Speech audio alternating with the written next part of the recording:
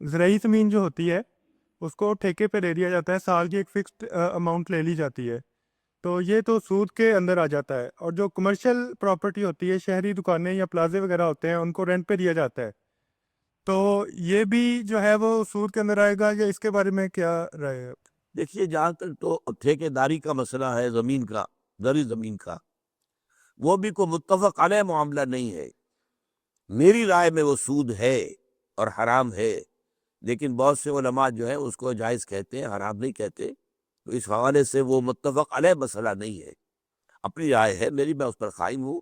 مزارعت کو بھی حرام کہا ہے، اور یہ امام اعظم ابو حنیفہ کا فتویٰ بھی یہی ہے، اور امام مالک کا بھی فتویٰ یہی ہے، وہ امام مدینہ جو کہلاتے ہیں رحمۃ اللہ علیہ، تو میں اس کو حرام سمجھتا ہوں۔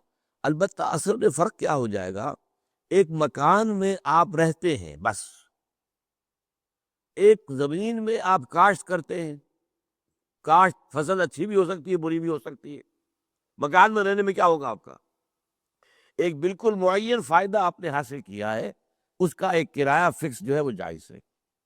لیکن چونکہ زمین جب آپ ایک مینز آف پروڈکشن کے طور پر استعمال کر رہے ہیں، وہاں کھیتی کر رہے ہیں، اب کھیتی میں سے جو کچھ آئے گا اس کا آپ کو پہلے تو پتہ نہیں ہے کتنا آئے گا، کہ کتنی فصل آئے گی، کیا ہوگا۔ یہ بھی ہو سکتا ہے کہ عین وقت کے اوپر کوئی سیلاب آئے اور ساری کی کرائی محنت جو ہے وہ بہہ جائے پانی کے اندر۔ لہذا اس معاملے کے اندر جو ہے ان دونوں کو ایک دوسرے پر قیاس کرنا درست نہیں ہے۔ عمارت کا کرایہ میرے نزدیک جائز ہے، لیکن زمین کا اس طور سے کرایہ، زمین جو زرعی پیداوار ہے، میرے نزدیک جائز نہیں ہے۔